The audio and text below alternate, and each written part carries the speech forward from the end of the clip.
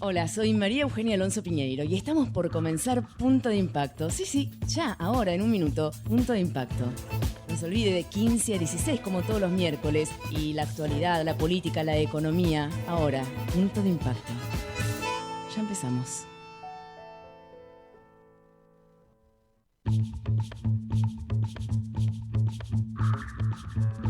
En el mundo habrá un lugar para cada despertar. Un jardín. Hola, ¿qué tal? Muy buenas tardes. Bienvenidos a otro Punto de Impacto. Son las 15:04 de este miércoles. Muy lindo, con sol, frío, pero con un muy lindo sol acá en la ciudad de Buenos Aires, Argentina, y con muchos temas para tratar y con muchas novedades políticas a nivel nacional, a nivel internacional, también con nuestro presidente que está de gira por Europa, ya estuvo reunido con el presidente español, el presidente francés Macron, está llegando a Italia, o ya llegó, perdón, a Italia, a ver si se reúne con el Papa. Y tenemos un conflicto a nivel internacional. Ustedes saben que desde hace 48 horas más o menos hay un casi permanente bombardeo de Hamas en territorio israelí. Nuestra Cancillería, a cargo de Felipe Solá, sacó un comunicado bastante pobre, el cual ha sido inclusive objetado por la propia embajadora israelí en la Argentina, en donde habló de la desmesura de la fuerza con que Israel está repeliendo el ataque. Y lo que dice la embajadora claramente, en nombre de su país, es que están siendo atacados por terroristas. Dicen que han abatido a algunos jefes, cabecillas del Hamas, y hace 20 minutos, Diego Mintz, que es un periodista que está ahí en Israel, hace 20 minutos dijo: la yihad islámica amenaza con más ataques a las 21, en 20 minutos. A los 5 minutos tuiteó: sirenas en Ashkelon. Y luego, a los 20 minutos, fuerte bombardeo en Ashkelon y alarmas en muchas localidades del sur. Diego Mintz, María Eugenia te saluda desde Buenos Aires. Muy buenas tardes y gracias por atendernos. Hola María Eugenia, ¿cómo estás? Muy bien, ¿cómo estás vos? Bien, aquí como bien dijiste, hace 20 minutos habíamos anunciado que la yihad islámica había amenazado con cohetes a las 9. Otra vez cumplieron una modalidad nueva, esto de anunciar un horario y cumplirlo, porque no es normal ni en la yihad islámica ni en Hamas hacer amenazas tan puntuales y cumplirlas. En este caso, en este momento, los cohetes están cayendo en la ciudad de Ashkelon, por toda la ciudad de Ashkelon, en la parte industrial y sur de la ciudad de Ashdod, también en Sderot y en todo lo que bordea a la franja de Gaza de toda la región sur del país de Israel. Me impresionó realmente cómo hiciste tu cronología y bueno, tal cual, dijiste en 20 minutos, bombardeo. ¿Se dice por qué este cambio, digamos, de modalidad de Hamas? ¿Podría ser inclusive que no fuera Hamas? Bueno, la yihad islámica y Hamas no actúan coordinados necesariamente, no son el mismo organismo. En algunos casos tal vez sí son coordinados, en principio no parece ser el caso. Hay que ver cuál es la motivación para seguir con estos ataques de esta manera. Se sabe que Hamas había tratado de negociar un cese al fuego a través de los mediadores egipcios, pero Israel se negó en algo que sí es inédito. Generalmente Israel es el primero en aceptar y el primero en pedir los ceses al fuego. Esta vez la estrategia de todo el Gabinete de Seguridad de Israel, que contiene muchos miembros muy enfrentados entre sí políticamente, pero todos estuvieron de acuerdo en seguir con la operación que se denomina Guardián de los Muros. Así que por ahora la estrategia de Israel parece ser dar de baja y atacar objetivos estratégicos de comandantes altos del Hamas particularmente, también de la Yihad Islámica, pero más particularmente del Hamas. Por lo menos 6 altos comandantes de roles muy importantes fueron eliminados en el día de hoy, como tal vez viste las imágenes de 3 edificios altos que fueron destruidos, tirados abajo directamente, luego de avisar a los habitantes de los edificios que los evacúen, fueron directamente destruidos. Y hace minutos atrás el portavoz de las Fuerzas Armadas israelíes, Silberman, dijo que se están preparando, no quiere decir que lo vayan a hacer, pero que se están preparando por si tienen que hacer un ingreso a Gaza. Bueno, realmente esto un poco, esta materia tan aguerrida del gobierno israelí tal vez tenga que ver con el perfil de Netanyahu, que es un hombre de extrema derecha. No, lo relativizaría un poco, porque hasta ahora no tuvo este perfil Netanyahu. Si bien es un hombre, yo te diría, de derecha, no de extrema derecha, porque en el amplio mapa y en el amplio espectro político israelí hay gente mucho más de derecha que él, y sí, y mucho más, y Netanyahu recibe muchas críticas justamente por permitir que estas cosas sucedan, porque sigamos teniendo este conflicto, y por no tratar de cortar el problema de raíz. Recibe muchas críticas por ese lado, por lo cual decir que es de extrema derecha en ese sentido tal vez desde afuera se vea normal, pero para lo que es el contexto israelí realmente no. Y esta es la primera vez, te repito eso, es la primera vez que Israel niega la tregua, niega el cese al fuego y decide tratar ahora sí de cortar el problema de raíz. Esperemos que con el menor saldo posible de civiles, que hasta ahora parece ser bajo. De todas maneras, el número que se maneja siempre es el que diga Hamás y el que diga el Ministerio de Salud de Gaza, de los cuales esos datos no tenemos manera de corroborarlos. Ha dicho el ejército israelí que muchas de las bajas que reconoce Hamás son en verdad cohetes lanzados por el propio Hamás que no lograron salir de la franja de Gaza, por lo cual no tenemos manera de saber esta información de todas maneras, no de chequearla ni para un lado ni para el otro, pero es de esperarse que algo de esto sea cierto. Entiendo. Así que de alguna manera encontramos además que Netanyahu se encuentra muy cerca de salir del gobierno, se está formando un gobierno que si no se forma en horas, será en días, será en horas, después de 2 años y medio de mucha inestabilidad política, algo que también fue una motivación para Hamás para actuar. A eso voy. Digamos, la inestabilidad política es lo que ha, tal vez, entre otros factores, terminado en esta andanada de cohetes. Sí, es certero decir eso, porque hay que tener en cuenta muchísimas cosas. El conflicto per se, tenemos una cantidad de problemas de base enorme, ¿no? Una historia muy grande. Sumado al mes de Ramadán, que de por sí siempre pone los nervios más de punta en todos, tanto en musulmanes que están en un momento muy especial, como en los judíos que también están tensos por esta situación. Sumado a lo que se vio de Sheikh Jarrah, que es este barrio en Jerusalén Este, donde hay un inminente desalojo por un tema totalmente judicial entre privados, pero que de alguna manera parece afectar desde afuera. Uno dice, bueno, parece que el gobierno israelí quiere desalojar palestinos para poner judíos. Técnicamente no es el gobierno, sino que son privados que hicieron una demanda judicial que duró décadas y que finalmente llegó casi a un extremo, y se tiene que expedir la Corte Suprema, y de hecho el gobierno de Israel está pidiendo a la Corte Suprema que retrase este fallo lo máximo posible, porque una vez que falle la Corte Suprema, que aparentemente todo indica que va a fallar a favor del desalojo, por supuesto que esto puede escalar más y peor. Seguro. Así que de alguna manera sumamos esto a por ejemplo, un desafío viral que hubo en redes sociales árabes, particularmente en Jerusalén Este, pero también en otras partes del mundo árabe, que consistía en subir a TikTok videos pegándole a jóvenes judíos ultraortodoxos, que son los más fáciles de reconocer como judíos. Esto escaló para que nacionalistas judíos de derecha busquen árabes para también irse a las manos, para decirlo de una manera literal, y de hecho esto mismo está pasando en este mismo momento en varias ciudades judías, en Tiberias, frente al mar de Galilea, en la Galilea, donde no había habido ninguna noticia de los últimos días, porque está alejada de los cohetes, no le llegan los cohetes. Los judíos del área salieron a buscar árabes para pegarles. Esto está pasando en este mismo momento, también en la ciudad de Lut, donde hay un estado de sitio, también en la ciudad de Rambla, también en la ciudad de Akko. Los ánimos están muy caldeados, para decirlo de una manera literal. No, es increíble. Ahora también hay una gran prueba de fuego que están haciendo en Israel, que es esta cúpula de hierro, que es el sistema de defensa israelí para destruir los misiles, que tienen, tengo entendido, un 90% de efectividad.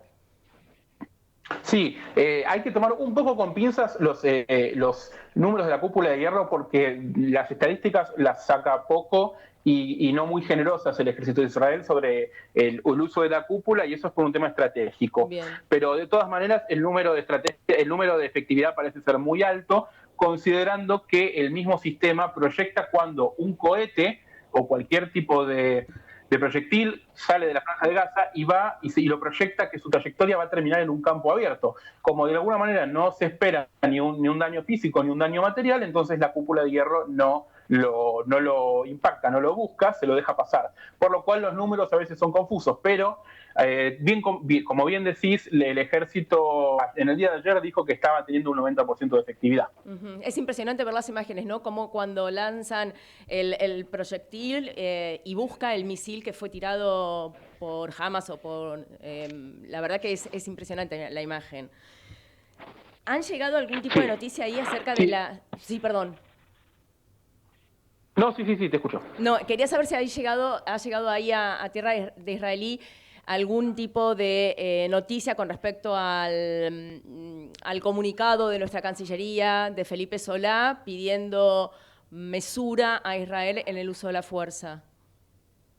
No, la verdad que en los medios locales no ha llegado la noticia, si bien se han comunicado las cosas que, por ejemplo, dijo Estados Unidos, donde condenó, Estados Unidos tuvo una postura, digamos, bastante más hacia el lado israelí, donde de alguna manera pidió que por favor se evite el daño civil en Gaza lo máximo posible, pero que de alguna manera defendió el derecho de Israel a defenderse, valga la redundancia. Sí. Más allá de eso, que siempre es la opinión de Estados Unidos es la que políticamente o geopolíticamente pesa más, Claro. Más allá de eso no ha habido demasiada repercusión sobre ningún comunicado de cancillerías en el mundo. Está enviando... Sí, tal vez el de Turquía, Turquía que se venía haciendo un acercamiento. Turquía canceló una invitación que había hecho el ministro de Energía israelí para una conferencia y llamó a condenar los ataques israelíes a Gaza. Digamos que pesan más las opiniones de la región que la de Argentina, incluso Claro. que la de Europa, donde no tuvo mucho peso tampoco. Claro, me imagino. Tengo entendido que Estados Unidos estaría enviando en las próximas horas un emisario. ¿Es correcto esto o no? Sí, no lo tengo confirmado, pero es probable porque es lo que generalmente pasa cuando el conflicto se extiende la cantidad de días que ya llevamos, ya vamos a entrar en el tercero, ya pasaron más de 48 horas del inicio de los cohetes. Diego, ¿y cómo tengo entendido que van sonando las sirenas avisando los ataques y ustedes se tienen que ir al refugio más próximo? ¿Cómo son esos minutos? Bueno, depende de minutos. En el caso del centro del país, Tel Aviv, por ejemplo, donde uno tiene aproximadamente 90 segundos. En el sur del país, en Ashkelon, en Sderot, son 15 o 30 segundos a lo máximo, que es el tiempo que va a tardar en impactar el misil en caso de que siga la trayectoria esperada y la cúpula de hierro no lo intercepte.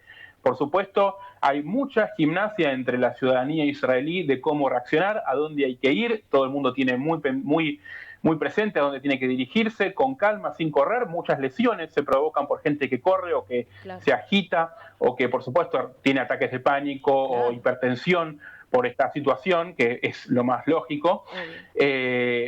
Así que generalmente, dependiendo mucho del área, es el tiempo que hay para llegar hasta un refugio. Muchas casas tienen una habitación segura, que es una habitación normal, un dormitorio prácticamente normal, donde tal vez duerme un miembro de la familia, pero que las paredes, las ventanas y la puerta están reforzadas. Y la gente, digamos, la familia, si tiene esa posibilidad, va a ese lugar. Si no, generalmente los edificios tienen un refugio para todo el edificio, una especie de Zoom, que puede llegar a funcionar como Zoom el resto del tiempo.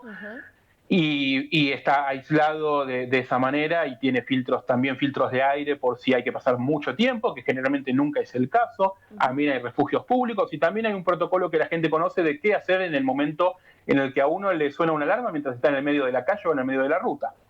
Ahora, igualmente, vos en estos últimos 2 o 3 días escuchaste más de una vez la alarma, te tuviste que refugiarte y ¿cómo reaccionás? Las palpitaciones, tu corazón, ¿cómo reaccionás? No, bueno, uno piensa primero hay que tomárselo con calma, no hay que reaccionar mal. A ver, agarremos lo que haga falta tener en este momento, generalmente el celular para estar informado o la computadora para estar informado, o una botella de agua porque no sabemos cuánto tiempo va a pasar. Y eso es, digamos, teniendo el lujo de tener 90 segundos. El que tiene 15 segundos no sé si tiene tanto tiempo de pensarlo. Me quedé helada con lo que dijiste, 15, ya 90, viste, tenés que correr rápido, 15 segundos es la nada misma. No, 15 segundos, por supuesto, no da tiempo de absolutamente más que de pararse e ir hacia el lugar directamente. Quienes tienen esas alarmas están muy acostumbrados y realmente es admirable la paciencia que tienen para estas cosas y ven el conflicto y ven estas situaciones de una manera más resignada porque están habituados, porque realmente esto sucede, te diría, con una frecuencia mensual en general. Y bueno, es entrar, ingresar, esperar la alarma. Generalmente a la primera alarma le sigue una más no siempre, pero generalmente sigue alguna más. Y momentos después, cuando hay silencio, se puede llegar a escuchar alguna explosión o no, y hay que esperar por lo menos 10 o 15 minutos tanteando el ambiente para antes de salir de vuelta a la vida normal, entre comillas, ¿no? Porque Claro. la situación no es la misma, uno está tenso después de esto. Claro, vos decís que mensualmente escuchan por ahí una alarma, pero nunca lo que está sucediendo, o hace mucho tiempo, perdón, lo que está sucediendo en estos 3 días.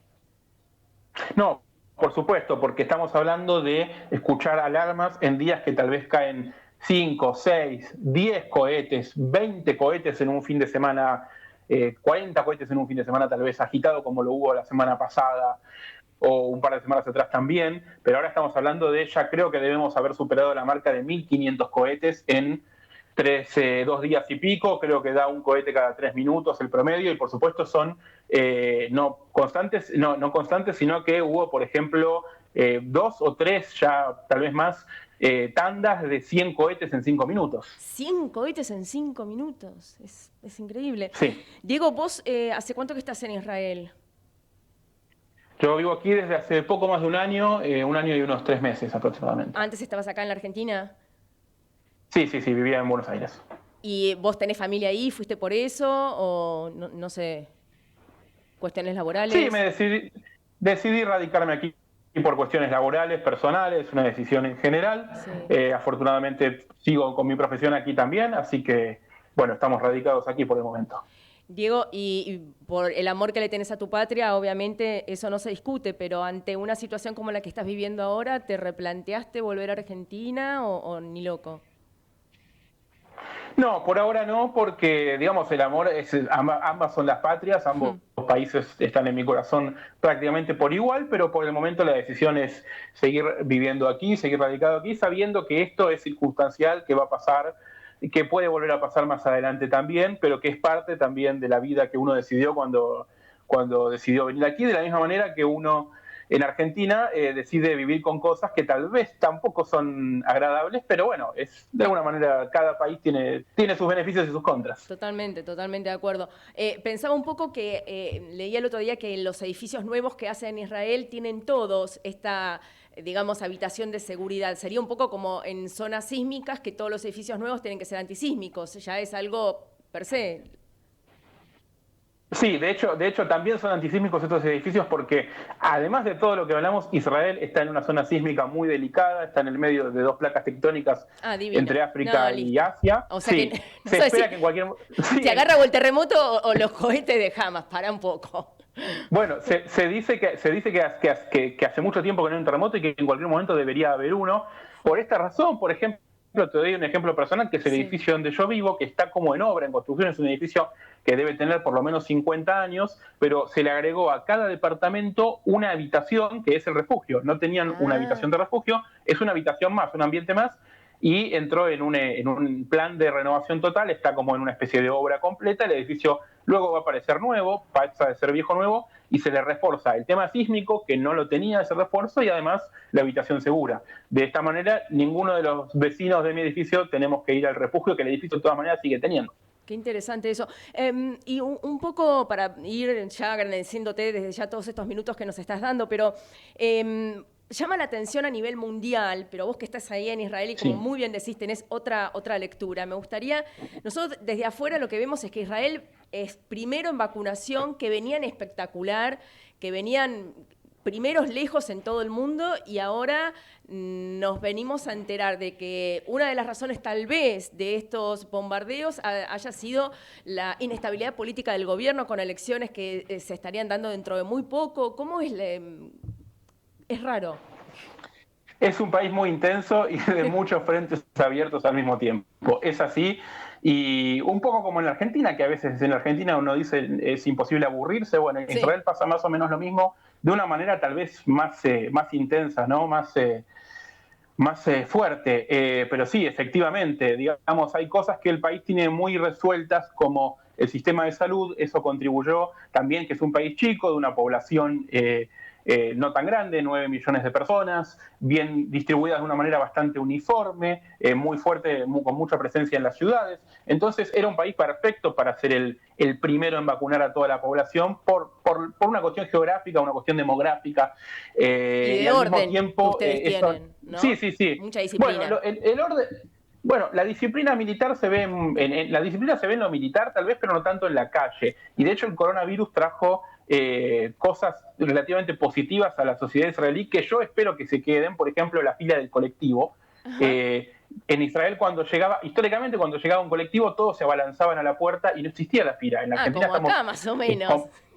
No, bueno, Más. en Argentina hay bastante respeto sobre la fila del colectivo, se respeta bastante, mucho más por lo menos que en Israel, y así en general, hay una disciplina mayor en esas cosas. El israelí es muy impaciente, esto es Medio Oriente y es más Medio Oriente que Europa, pero al mismo tiempo algunas costumbres y algunas cuestiones tal como decís, la disciplina que adjudicamos a la disciplina militar, que digamos está muy arraigada en la cultura, todo el mundo va al ejército por obligación, de alguna manera son contrastes, de la misma manera que es un contraste que el país más o menos claramente sea el primero que sale exitosamente del coronavirus y al mismo tiempo no logra formar gobierno durante 2 años y medio y al mismo tiempo tiene que pelear, te diría que en este momento casi 3 guerras, porque está peleándose con Irán, no directamente, está peleando esta guerra en Gaza, que no es una guerra abierta todavía, pero no puede llegar a serlo, y ahora tiene estos conflictos de los que hablábamos con ciudadanos judíos y árabes israelíes dentro de las propias ciudades de Israel. Y es un país chiquito, pero que tiene que lidiar permanentemente, claro. Tiene que hacer multitasking, digamos. Claro, está bueno eso, es verdad. Cierto. Bueno, Diego, la verdad que ha sido un placer hablar con vos, ha sido muy claro, nos diste un panorama increíble. Espero realmente que en las próximas horas pueda haber algún tipo de solución. Tu visión es que puede llegar a agudizarse. Y hay 2 posibilidades, que Israel finalmente acepte un cese al fuego, pero que jamás lo proponga más abiertamente antes, porque Israel necesitaría que políticamente demostrar esto para que esto no vuelva a pasar en un mes de vuelta, o lamentablemente una opción es que Israel efectivamente decida una operación mayor dentro de Gaza, que eso tendría consecuencias terribles probablemente para todos. Diego, una vez más, muchísimas gracias realmente por atendernos, ha sido muy, muy amable y estamos en contacto permanentemente. Un placer y hasta la próxima. Hasta la próxima. Era Diego Mintz, periodista desde Israel, contándonos el minuto a minuto, literalmente, de lo que está ocurriendo con estos bombardeos casi incesantes por parte de Hamas. Ya venimos. Plan de vacunación COVID-19. Seguimos avanzando con la vacunación de más vecinas y vecinos en la ciudad. Para conocer más sobre las etapas y dónde vacunarte, ingresá a buenosaires.gov.ar/vacuna COVID o chatea con la ciudad al 11 50 50 0147. Cuidarte es cuidarnos. Buenos Aires Ciudad. Convivir es cuidarnos. Legislatura de la Ciudad Autónoma de Buenos Aires.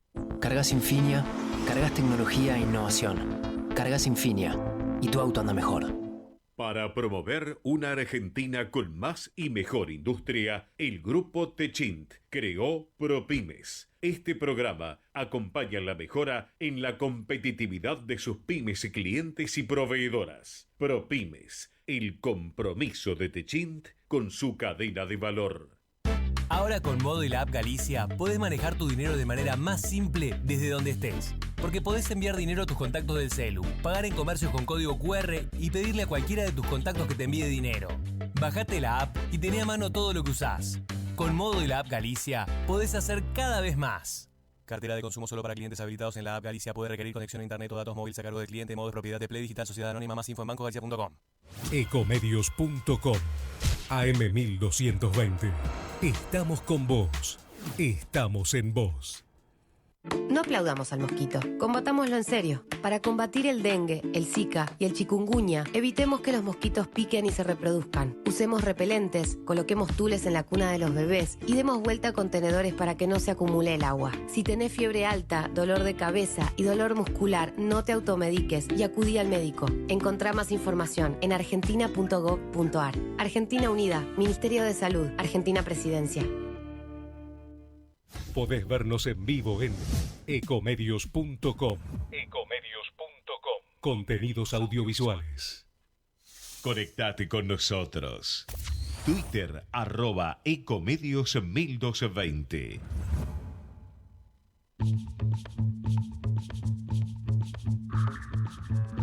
En el mundo habrá un lugar para cada despertar, un jardín de pan y de poesía.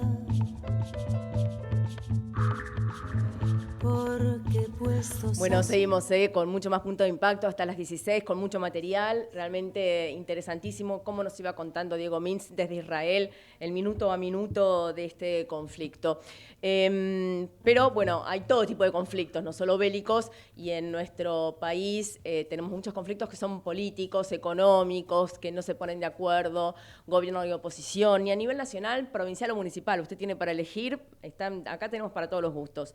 Y hablando de la gira que está haciendo ahora el presidente Alberto Fernández, estuvo en España y dando una conferencia de prensa junto a su par español.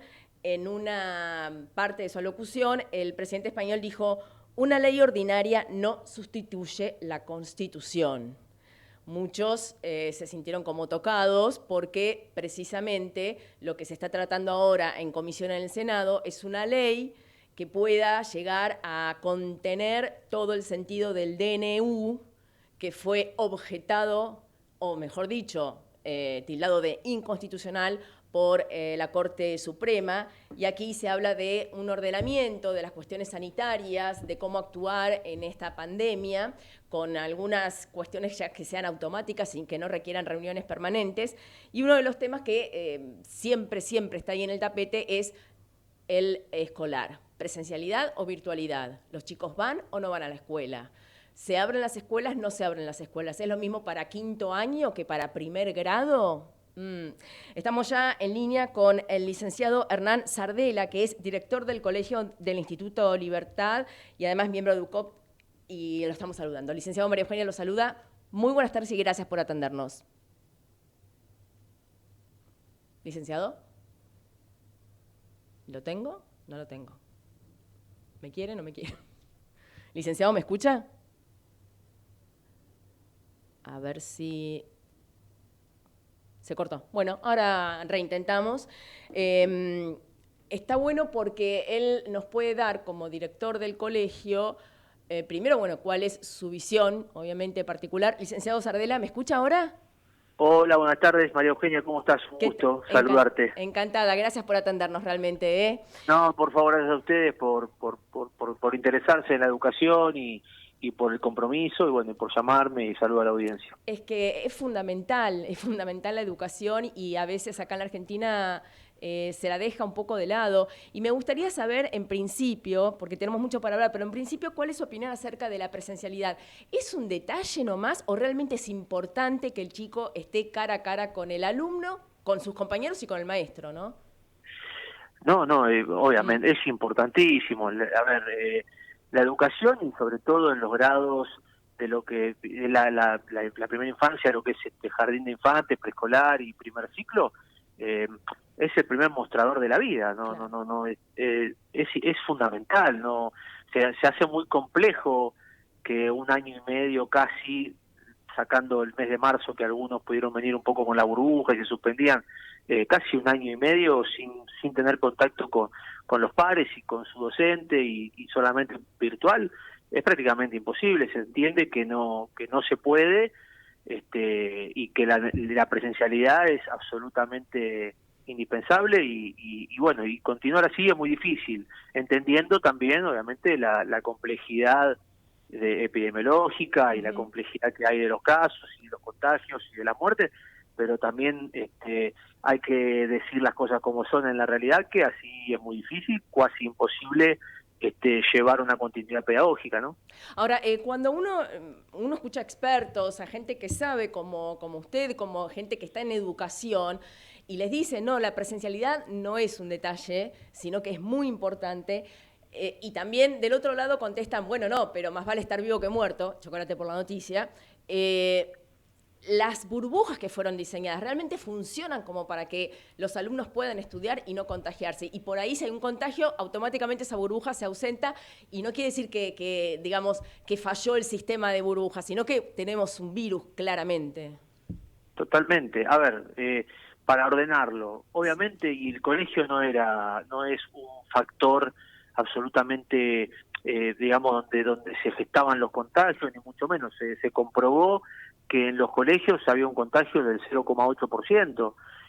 Nosotros hicimos muchas encuestas desde la UCOP, y a nosotros, por ejemplo, mandamos más de 40.000 encuestas a ver cómo llegaba la gente, y solamente el 18% venía en transporte público.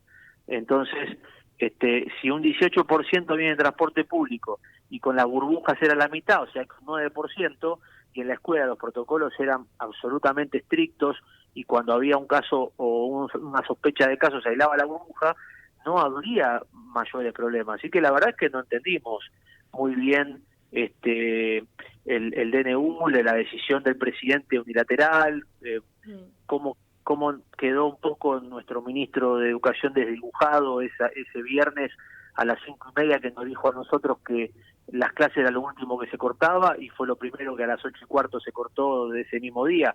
La verdad que nos llamó mucho la atención a todo del ambiente, digamos, escolar, público y privado. ¿Vos habías tenido una reunión con Trota, entre otros?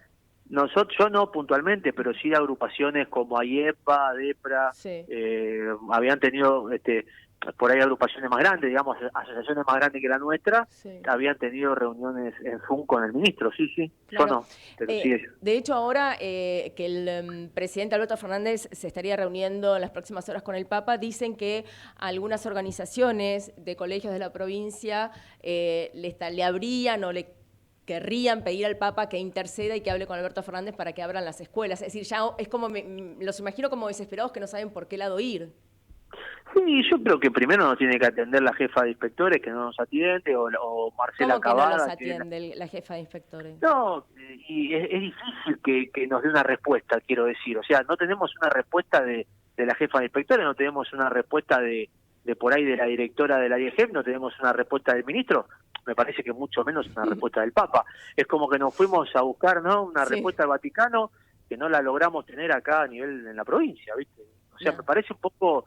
qué sé yo, no lo veo por ahí yo, ¿viste? Me parece que el Papa debe estar más pensando en Israel y Pakistán, cómo llega la paz un poco ahí, que ver si acá los jardines de infantes podemos arrancar. Me parece que lo tenemos que solucionar con la jefa de inspectores, con la directora general de escuelas, que es Marcela Cavada, y con el ministro Trota, con la ministra que la vemos muy poco, Agustina Villa, que prácticamente no apareció nunca en pandemia, siempre apareció Trota o nadie, o Trota y algún inspector, pero nunca la ministra de provincia, no la conocemos, no sabemos muy bien. Y después el gobernador, me parece que está el ministro de salud, me parece que está más acá la cosa que el Papa, me parece a mí, ¿no? No, seguro, yo coincido con vos plenamente, pero lo que ocurre también, la gran diferencia con la ciudad también es que, por más que en ese famoso decreto quisieron unirnos en este territorio de AMBA, cada una tiene su autonomía, y aquí el hecho de que el jefe de gobierno esté a favor de abrir las escuelas y ustedes con Kicillof esté a favor de cerrarlas, hay una gran diferencia y se les va a hacer mucho más cuesta arriba. Sí, por eso no lo entendemos mucho. Sí, entendemos no somos tontos, entendemos la pandemia, entendemos la gravedad, entendemos que hay casos, que hay casos de muertes, sabemos la letalidad que tiene el virus, que ahora afectó a gente más joven. No estamos ajenos a nada de eso. Lo que sí creemos que haciéndolo bien y haciéndolo con cuidado se puede volver a la presencialidad, y en casos extremos volver a cortarla 15 días, como hizo el mundo. El mundo claro. Arrancó, pero no paró un año. Exacto. ¿Se entiende? Exacto. Me parece que va por ahí. Lo que pierde un chico en un año escolar difícilmente se recupera, ¿no? Porque no es solo contenido, digamos, matemáticas. Sí. Es muy complejo, es muy difícil que se recupere después en un trimestre, por ahí, porque vos decís, bueno, el trimestre del año que viene hacemos otras cosas avanzadas para recuperar algo de este año, pero, digamos, querer meter 180 días hábiles en un trimestre de 70 días es complicado. O sea, Es complicado. Yo a los padres lo que les digo es, yo sé que es difícil, la virtualidad no es lo mismo, pero trato de que traten de valorar lo mucho o poco que aprendan, que lo valoren igual, y diciéndole la otra vuelta, les comentaba, piensen ustedes, mi abuelo nació en 1900, ¿no? Vivió a los 13 años, vivió la Primera Guerra, hasta los 18, después vivió en el 30, a los 30 años la crisis mundial, después vivió en el 39, cuando tenía 40 años, vivió la Segunda Guerra Mundial, después vivió la guerra de Vietnam, qué sé yo, vivió un montón de guerras donde también se le cortó el estudio a mi vieja, que era en ese momento obviamente su hija. Digo, la vivieron también fea, a nosotros nos tocó vivir esta, la verdad que es dura, obviamente que no es lo mismo, pero bueno, lo que se está tratando de tratar de optimizar, lo que, digamos, lo distinto no es comparable, o sea, lo distinto no es comparable, pero tratar de optimizar al máximo este sistema ahora virtual para que también, que los padres traten de reconocer, porque muchos docentes prefieren la presencialidad y están dando esto, y también el padre te dice, es una porquería esto, y el docente se está matando, ¿viste? O sea, y no tiene la culpa por ahí, ¿no? Ni nosotros tampoco de lo que está pasando, y a veces es complejo explicar que nos estamos matando y es lo que nos dejan hacer. ¿Se entiende esto? Claro, totalmente, totalmente. Nos estamos matando, trabajamos un montón, viste, todo el día sentado en una silla con la computadora preparando clases, estando con reuniones de padres, atendés, ya los padres tienen tu celular, que antes no lo tenían. Claro. Hoy el padre tiene tu celular, los padres del colegio tienen mi celular. Entonces, recibí llamadas a las 11 de la noche, es complejo, pero no lo elegimos, nos tocó esto, lo vivimos, nos matamos para hacer lo mejor que se puede en esta instancia, en este sistema virtual, y sabemos que no es lo mismo. Pero, Hernán, ¿y vos pero bueno. en estos primeros días de marzo que pudiste reencontrarte con alguno de los alumnos del colegio, viste? No, los chicos, ¿qué? Sí, felices. Bueno, eso, ¿qué diferencia? ¿Cómo fue? No, yo no, a ver, ya si tocamos la fibra sensible, que sí, obviamente me toca, porque soy padre y porque soy docente, la felicidad de los chicos es incomparable, y vi chicos llorando, cuando se anunciaba ese viernes, que fue el 30 de marzo creo, el anuncio de que se volvían a cortar las clases, o por qué fecha fue, sí, vi chicos llorando, sí. Una nena de sexto grado, Brunella, yo la vi llorando. Sí. Pero, y además es inexplicable, porque vos estás llevando datos de por qué hay bajo contagio y por qué es bueno abrirla. Yo no veo datos duros del otro lado de que contagia ir al colegio. No, las estadísticas que tenemos nosotros es del 0,8, y lo que te digo, en los casos que decían que porque vienen en medio de transporte, el 18% se traslada a la escuela en transporte público, los demás son cercanos de la escuela. Hay mucha gente que vive a 1 kilómetro de Arredondo y viene caminando. ¿Se entiende? Sí, totalmente. Ahora se está tratando este proyecto de ley como para ponerlo, salir de la órbita del DNU y que sea una ley nacional y ordenar algunas cosas. Pero dentro de ese orden estaría más o menos el mismo espíritu del DNU, en donde cerrarían las escuelas automáticamente si sube un poco los casos, o hay que ver también cuál es el parámetro que toman los gobiernos. Pero ¿ustedes han sido consultados por este último proyecto de ley o van a ser llamados, van a ser tenidos en cuenta? Nosotros esperamos que sí. Todavía no nos llamaron, por lo menos a nosotros. Somos una asociación más chiquita que las nacionales y demás. Todavía no han llamado. Sí, pero ustedes están también con colegios y son parte de la sociedad de la educación nosotros, de los chicos. Sí, obvio. Nosotros representamos a casi 50 colegios del Partido de San Martín, la Unión de Colegios Privados. Impresionante. Entonces, somos realmente digamos, tenemos un poder no de decisión, pero sí de opinión, de datos, de situación, del escenario, como para poder manifestar lo que pasa en San Martín. Fuimos atendidos por el intendente, hablamos con él, entiende la situación, es un tipo también muy coherente en cuanto entiende que es necesario, pero bueno, San Martín hasta hace 15 días estaba muy complejo el tema de camas, estaba muy asustado también, bueno, viste lo que es un poco eso, y nosotros hasta ahí ya no podemos, ya no hay camas, ¿qué podemos decir nosotros desde los colegios, viste? Es complejo. Es complejo. Es complejo. Hernán, muchísimas gracias realmente por habernos atendido. Vamos a ver cómo sigue esto, cómo termina el tema de la sanción de la ley y cómo afecta a cada una de las jurisdicciones, ¿sí? Bueno, muchas gracias a ustedes, vuelvo a repetir, gracias por llamarme, saludo a la audiencia y bueno, gracias por preocuparse por la educación. No, por favor, muchísimas gracias. Era el licenciado Hernán Sardela, que es director del Colegio del Instituto de Libertad, miembro de UCOP, autor de libros y, como él decía, docente y padre. Está de los dos lados. Ya venimos. Plan de vacunación COVID-19. Seguimos avanzando con la vacunación de más vecinas y vecinos en la ciudad. Para conocer más sobre las etapas y dónde vacunarte, ingresá a buenosaires.gov.ar/vacuna COVID o chatea con la ciudad al 11 50 50 0147. Cuidarte es cuidarnos. Buenos Aires Ciudad. Convivir es cuidarnos. Legislatura de la Ciudad Autónoma de Buenos Aires. Cargas Infinia, cargas máximo octanaje. Cargas Infinia y tu auto anda mejor. Para promover una Argentina con más y mejor industria, el Grupo Techint creó ProPymes. Este programa acompaña la mejora en la competitividad de sus pymes, clientes y proveedoras. ProPymes, el compromiso de Techint con su cadena de valor.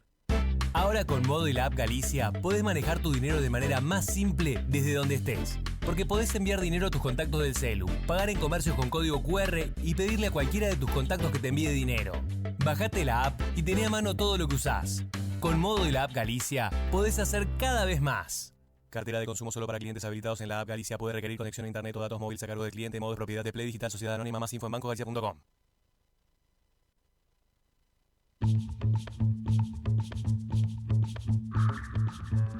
En el mundo habrá un lugar para cada despertar, un jardín de pan y de poesía, porque puestos a soñar, fácil es imaginar esta humanidad en armonía.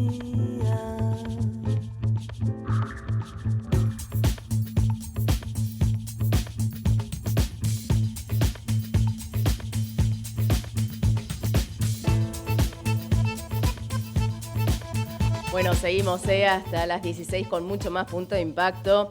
Y bueno, como verán, hoy estuvimos también tratando de tocar otros temas y no solo el COVID y no solo esta pandemia que sigue, que falta vacunación. El panorama es el que siempre estamos describiendo, que viene todo bastante lento acá en la Argentina. Pero me llamó mucho la atención. Yo no diría que me causa gracia porque estamos hablando de la vida y muerte, ¿no? Pero casi como una ironía que la OMS, la Organización Mundial de la Salud, haya dicho hace un par de horas nomás que expertos contratados por la OMS dijeron que la pandemia se podría haber evitado. Yo pensé que los expertos eran los miembros de la OMS. Tuvieron que contratarlos. ¿Por qué no cierran las puertas? Pues la verdad no sé para qué está la OMS, para recaudar, porque plata tienen a lo bestia. Así nomás lo digo. Contrataron expertos para decirles que se podría haber evitado la pandemia. Un aplauso. Hay otras cosas que sí se pueden evitar. Accidentes, muertes, accidentes viales. ¿Cómo se pueden evitar? Por ejemplo, si usted no rebalsa el límite de velocidad. Por ejemplo, si usted no maneja alcoholizado. Ahora, si va a 100 kilómetros por hora en una calle y con 1 punto y pico de alcohol en sangre y choca y tiene la mala suerte de chocar contra el guarray y se mete ese fierro adentro del auto, va a ocasionar un desastre. Fue lo que ocurrió este fin de semana en Tigre, en donde murieron 2 personas, 2 amigos del conductor. El conductor está bien, está detenido. Lo que me impresionó fue la brutalidad del golpe, que desembocó en la muerte automática de estos dos jóvenes, porque directamente ese fierro, se lo digo así nomás, pero es la verdad, los decapitó. Encontraron la cabeza a unos 100 metros del auto. Y obviamente hay un juicio, y obviamente hay responsables, y obviamente es una tragedia para todos, absolutamente para todos. Estamos ya en línea con Facundo Jaime, que es vocero del Observatorio Vial Secaitra. Facundo, María Eugenia, saluda, muy buenas tardes y gracias por atendernos. Hola, buenas tardes, ¿cómo estás? Muy bien, por suerte. Facundo, bueno, en este juicio todavía faltan algunas pericias, faltan algunos testigos. De hecho, bueno, el detenido se negó a declarar, pero ¿se puede saber o en principio a qué velocidad iba el auto y cuál era el nivel de alcoholemia en sangre? Bueno, el nivel de alcohol ya te adelanto que fue aproximadamente cerca del triple del permitido. Recordemos que el permitido para los vehículos comunes, la tolerancia es de 0,50, 0,2 en el caso de motovehículos y 0 absoluto en conductores profesionales. Con respecto a esto que decías vos de periciar a qué velocidad iba, te cuento una novedad que ayer un colega tuyo me hizo saber, que aparentemente el fiscal está solicitando a la empresa encargada de hacer la estructura con la cual impactó el vehículo para saber la infraestructura, cómo estaba levantada, de qué materiales, todo, para ahí realizar una pericia y ver a qué velocidad venía, porque recordemos que esto es una estructura especialmente contemplada para que esté a la vera del camino, ¿no? Es decir, no es accidental que esté esta estructura ahí. Entonces, lo que tengo entendido es que el fiscal consultó a la empresa constructora de qué materiales y de qué forma fue construida para, en base a eso y a la destrucción de esta parte de la infraestructura, poder periciar y calcular a qué velocidad más o menos venía, porque recordemos que si no pasa justo por un cinemómetro, por un elemento de medición de velocidad, muy complicado estimar a ciencia cierta la velocidad. Pero se podría hacer con el tacómetro del auto, ¿no? Que después volvió a 0, pero creo que hay pericias como para saber a cuánto estaba. Sí, pero cuidado con el odómetro, porque los odómetros en general no tienen homologación. Si no estoy equivocado, hay 2 marcas alemanas ellas que tienen odómetros homologados a nivel mundial. Entonces, ¿qué te quiero decir? El resto de los odómetros, la velocidad que entregan siempre son un poquito inexactas. Generalmente el odómetro marca más velocidad de la que realmente estaba circulando el vehículo. Ah, mira. A ver, lo que sí sabemos, Facundo, es que, hay 2 muertos y recién en las redes el padre de uno de los muertos dijo que no tenía rencor porque eran 4 amigos. El tema es que es una tragedia absolutamente para todos, me parece. Sí, sin dudas. Acá siempre nosotros, desde el Observatorio Vial de Secaitra, tratamos de manifestar, quizá por también nuestra cercanía con algunas asociaciones de víctimas, que la víctima no es solamente los 2 chicos o mismo el conductor, tengo entendido que hubo un chico más que sobrevivió.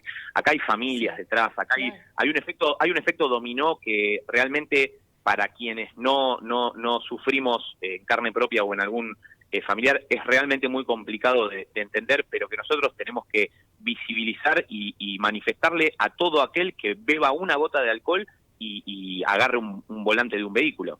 Esto no es solamente la víctima, es todo un efecto dominó de un montón de consecuencias siempre evitables y que lamentablemente en este caso no se evitaron y que volvemos a lo mismo, cómo siguen los 2 chicos que vivieron, cómo siguen las familias de los 2 fallecidos, es decir, hay un desenlace trágico que todavía no podemos dilucidar a ciencia cierta cuáles van a ser las consecuencias finales, ¿no? De la noche a la mañana, la verdad es que un padre fue a enterrar a su hijo y el otro fue a darle comida a la cárcel. Es así, o sea, todas las vidas quedaron destruidas. Obviamente hay una responsabilidad mayor por el que manejaba, que tenía antecedentes ya de no tener, en este caso no tenía el registro, en otro caso no tenía la BTV del auto que conducía, bastante imprudente. Sí, la realidad de acá es que quizá muchas veces la tolerancia que establece la Ley Nacional de Tránsito deja de ser tolerancia y muchas veces es un puntapié inicial o un inicio. ¿Qué quiero decir? La ley establece una permisión, una tolerancia, que si cada uno de los argentinos que bebe alcohol la cumple, si bien entendemos desde el Observatorio Vial de Secreta que no es la situación ideal porque está científicamente comprobado por la OMS que con una gota de alcohol, literal una gota, ya hay efectos en el físico como el aumento de frecuencia cardíaca y respiratoria, la disminución de diversas funciones cerebrales, es decir, el efecto que tiene beber una gota de alcohol puede que terminen esas 2 copas de vino famosas que la gente habla y que es una leyenda urbana porque depende de cada persona cuánto va a dar de alcohol en sangre, pero muchas veces, y me animo a decir que en el 99% de las veces que tenemos que lamentar un siniestro vial con víctimas fatales a causa del alcohol, claramente esa tolerancia no fue una tolerancia y fue, como vuelvo a decir, un puntapié inicial. Empecé con una copa y terminé con 2 botellas. Claro. Exactamente. En general, esos accidentes fatales no fueron por una copa, fueron por 1 o 2 botellas. Es muy cierto. Tengo entendido que ustedes están detrás de esta ley para que sea la tolerancia 0 también en los conductores particulares y no el 0,5 como tenemos ahora. Realizamos un sondeo a principio de este mes, que es una trágica coincidencia porque la verdad es que no lo hicimos a causa de este siniestro vial de este fin de semana. En realidad lo consultamos porque entendemos que hay movimiento legislativo. Obviamente yo como persona, a nivel personal, Facundo Jaime, entiendo que el alcohol cero debería ser una realidad, porque entiendo que hay ejemplos testigos como la provincia de Salta, como el municipio de Moreno, el municipio de Mar del Plata, es decir, el alcohol cero es algo que ya viene estando sobre la mesa en algunas jurisdicciones, y entiendo que en estas pruebas que se han realizado en estas jurisdicciones que nombré, los resultados fueron positivos, visibles, y hubo una disminución real. Obviamente esto tiene que estar acompañado de controles, obviamente, pero acá que la política de Estado implique una tolerancia nula al consumo de alcohol, justamente en principio habla de eso, de tratar de generar un cambio en la idiosincrasia del argentino y no dar esa mínima tolerancia. Cuando digo mínima quiero decir porque si respetáramos realmente el 0,50, seguramente habría víctimas, pero no en los números que estamos manejando. Claro. Entonces, ¿qué quiero decir? Si tenemos casos testigos en donde hubo una disminución notoria, acompañada de esta política de Estado, me parece que como mínimo debería estar sobre la mesa de cada legislador nacional, ¿no? Y además sería importante que también la legislación que salga sea para todo el territorio argentino, porque si a mí acá me permiten el 0,5 y en Mar del Plata no, entonces depende, o sea, choco del lado de Capital y no del lado de Mar del Plata. Es bastante... Totalmente. No, está clarísimo que estas por ahí... Yo le digo pruebas porque hasta que no esté en todo el nivel nacional va a seguir pasando esto que bien nombras vos. Salgo de un territorio, me voy a otro y la norma cambia, la permisión cambia. Sin duda eso traería inconvenientes varios de superposiciones de jurisdicciones y de leyes. Pero no deja de ser un caso testigo para hacer un análisis y decir, bueno, en estos lugares donde se trató de implementar, ¿cómo no fue? Hubo menores detecciones, hubo menores siniestros, es decir, hay elementos científicos que podrían llegar a hacer que los legisladores contemplen la posibilidad de llevar esta tolerancia a cero y luego, por eso esto es lo que yo planteo, yo no digo nunca más en la vida nadie beba alcohol. Yo lo que por mí tómate 4 botellas, pero quédate en tu casa. Exacto. O el conductor designado. Claro. El conductor designado. Claro. Pero justamente esa es la idea que hay que transmitir. No tomo un poquito y yo me regulo y a mí no me pasa. Todas esas frases hechas que todos escuchamos a algún amigo siempre terminan en algo que y primero y principal es evitable. Es evitable. Esa es la clave de todo esto. Yo te doy un dato que para mí es realmente destructivo porque me encuentro casi dentro de esa franja etaria, pero en menores de 30 años el alcohol al volante es la principal causa de muerte. O sea, los menores de 30 años... frente a un auto con alcohol. Exacto, es la principal causa de muerte en menores de 30 años. Es una locura. Facundo, ¿y en general más hombres que mujeres o al revés? ¿En víctimas fatales? Sí. La realidad es que no me animaría a decirte porque no tengo el dato a mano. No me animaría a darte una respuesta. Más que víctimas, conductores al volante alcoholizados. No, ese dato realmente no lo tengo. Esto no me suele pasar, te pido mil disculpas, pero no me animaría a gozar una opinión o un dato inexacto con respecto a un tema tan sensible. No, está bien. Preguntaba porque... También se está viendo que la mujer últimamente está tomando mucho más o más a la par del hombre y bueno, tal vez sí también puede llegar a ser igual de imprudente o no. La verdad que no sé, estoy ahí en el aire. Pero esperemos que no se repitan, no, se van a seguir repitiendo estos accidentes. También es importante decir, como vos muy bien remarcabas al principio, que sea la ley que sea, venga acompañada de control estricto. Porque si no, por mí, hace la ley 0 alcohol en toda tu vida, que si no te controlan no pasa nada. Bueno, sí, en buena parte, pero el objetivo final, el fin último, debería ser que, generado un cambio tan profundo en la idiosincrasia del argentino promedio, el día de mañana ni siquiera hagan falta controles. Ese sería el objetivo real. Sí, pero para nosotros estamos en la Argentina. Claro, por Ponele eso que en un par de siglos exacto. te sigo.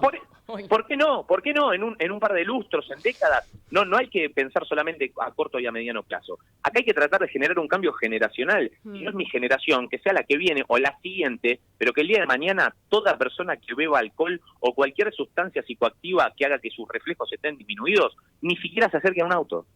Pero tiene que nacer de cada uno. Acá no podemos desentendernos nosotros, cuando digo nosotros quiero decir la ciudadanía, porque acá si hay controles, hay una política de Estado, todo se alinea y anda todo bien. Si igualmente yo en mi casa me tomo 2 vinos y después me subo al auto para ir a comprar cigarrillos, volvemos a lo mismo. Claro. La responsabilidad individual, ¿no? Un poco exactamente. Lo que uno apela tanto con esta pandemia, responsabilidad individual, alcoholemia, responsabilidad individual, eso es lo primero. Totalmente. Facundo, ha sido un placer realmente escucharte y que termines muy bien la tarde. Muchas gracias a ustedes por el espacio y siempre a disposición. Un gran saludo. Mil gracias. Era Facundo Jaime, vocero del Observatorio Vial de Secaitra, y muy interesante con todo este tema de, caemos casi siempre en lo mismo, en una sociedad, responsabilidad individual, para cuidarnos entre todos. Gracias, Javi, como siempre en los controles, Matías en la producción, y que tengan una gran semana y no se olviden porque el próximo miércoles a las 15 va a haber mucho más Punto de Impacto. Chao.